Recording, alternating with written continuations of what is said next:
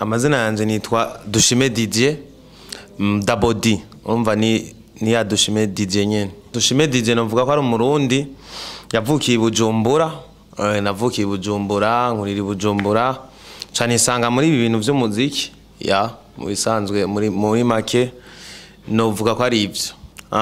Ntaraja muri nanje ndaririmba, nari nsanzwe ndirimba ariko rero sinari bwaje muri competition ya Sanamu Media mugabo gwira kuri edition ya kabiri narabikurikirana.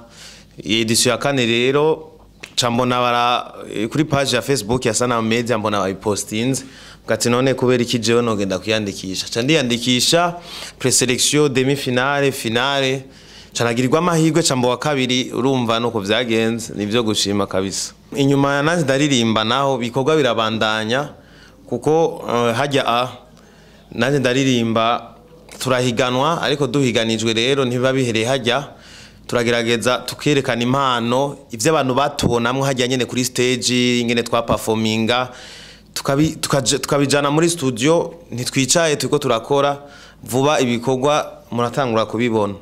Ego ikibanza ca kabiri je narinzi ahubwo ko nza kuba uwa mbere, je nizera yuko nza kuba uwa mbere ariko ndashima Imana yuko nabaye no muri batatu ba mbere nkabo wa kabiri.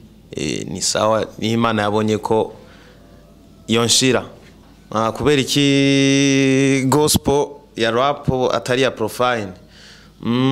Jewe kera nararirimba profane, nandika imiziki ya profane. Ndibuka ko hari no muziki nigeze gukora wa profane nyene, sinzi yuko ari Imana canke ari ibintu biba vyateguwe. Nageze kuri recording umuziki wa profane kandi vraiment byari biryoshe mugabo uwo muziki sinawuhawe. Rero mu nyuma ngenda gukizwa ndakizwa camvuga ati none kubera iki ntobandanya igihangabirano nyene nari mfise nka ririmbira Kristo ndabicishije muri rap. Ego niyo nahisemwo kuririmba iyo rap ya gospel. Yes, abaraperi ba gospel mu Burundi novuga ko atari benshi gose, si benshi gose. Rero iyo abantu atari benshi na ukabamwo muri abo bantu urumva batatu baruta babiri. Rero iyo tubaye batatu biratworohera cyane gushikana irya message turirimba kure n'abantu bakavyumva ari benshi, kuko hari nk'abantu babiri umva bumviriza bajya babiri ariko hari n'undaje umva bacaba batatu n'ujya wa gatatu atabura afise uwo yumviriza yashobora kumwumviriza. Rero ndiko ndakora rap ya gospel kugira ngo umuziki wa gospel nga mu Burundi cyane rap ishike ku rundi rwego, abantu bamenye ko abakizwa nabo barapa. Abakizwa tuzi yuko baririmba zya ndimo zigenda buke ama adoration amaruanje ibisirimba, ariko rero abaraperi ba rap nabo baba hari. Rero dushaka ko kwerekana yuko abantu bakijijwe nabone bashoboye gukora umwuga wa rap kandi bikagenda neza. Ego je icyo saba Imana nuko ibintu nokora byose vyoshika kure, ariko ivyo nivyo nsaba Imana irafise navyo nayo ivyo ikora canke ivyo ipanga rero twobimenya, ariko dukorana ishaka byose bizogenda neza hamwe n'Imana. Abarapere ba gospel bose barabizi nukuri ko Imana bose barazi kurapa. Rero nka bose mvuze umwe ocumengo nibagiye uwundi, mvuze uwundi ocumengo nibagiye uwundi, kuko bose je ndabakunda. Barapa neza nukuri ko Imana baragerageza, barabizi kabisa, barakora. Je ndose rero amahirwe yo gukorana nabo yo bari sawa gose, tugashitsa message kure cyane, kuko abantu babiri canke batatu aho bakoraniye urumva nako haba hari ibintu bidasanzwe. Ego umuraperi nemera mu Burundi, abaraperi bo mu Burundi barabizi nka bose, je novuga ko bakaze, barabizi, barazi kurapa. Rero sinovuga ngo umuntu nemera mugabo bose barabizi, barabizi kabisa, barazi kurapa. Ariko kera cyane haraja muri ibintu vya gospel narakunda kumviriza Fabi Love. Kera nakunda kumviriza Fabi Love, nakunda rap yiwe, ariko siko kuvuga ko abandi atavyo baza, abandi barabizi. Ariko umuntu nakurikirana cyane nkimba profane yari Fabi Love. ego inyuma ya rap je mvuga yuko nta style nimwe ntazi kuririmba sindiko ndiyemera ariko nta style nimwe je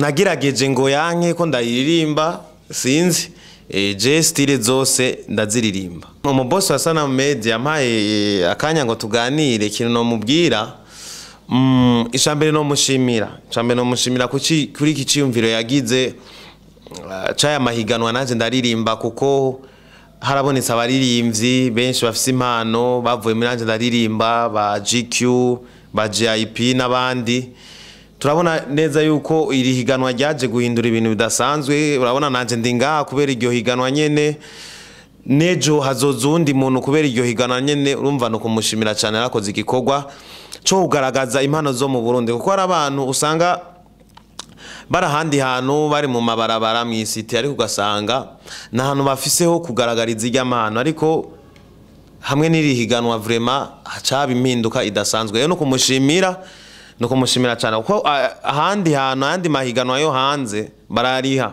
kugenda kwiyandikisha urariha inoti ariko twebwe tuza kwiyandikisha ku buntu tukarimba ku buntu ego vraiment no mushimira cyane umuntu twoha best rapper mu Burundi muri uno umwaka nurahera je rero ngo mandabahe ibikorwa ndumva iyo award nkayigiye no itahana muyibiki hafi ni jewe nyene woyiha ya ibibazo nakunda kubazwa kira kibazo cyose bakizanye nocishura je mengo nta kibazo nakunda ko bombaza ikintu abantu batazi kuri jewe nk'abantu bambona nga kuri ibintu vya Sana Media bambonye muri naje ndaririmba bazi ko ndo muririmbyi ariko inyuma y'uburirimbyi je ndigisha ijambo ry'Imana ndigisha mu ijambo ry'Imana mu ministere ma eglise sanzo ndumwigisha ijambo ry'Imana ndibaza abantu bakurikirana ibyo Sana Media banze nk'umuririmbyi benshi ni banze nk'umwigisha ijambo ry'Imana ibibazo bibiri niteze ko mbaza utambagije